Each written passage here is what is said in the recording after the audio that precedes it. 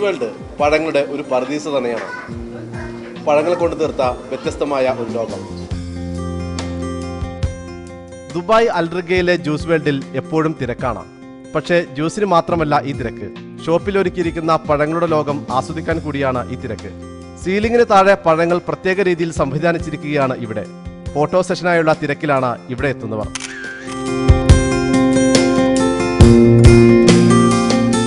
I am happy and very proud and privileged to see these designs and creation.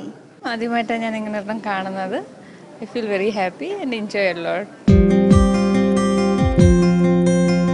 Saudi അറേബ്യയിൽ നിരവധി സ്ഥാപനങ്ങളുള്ള juice world അടുത്തിടെയാണ് ദുബായിലെത്തിയത്.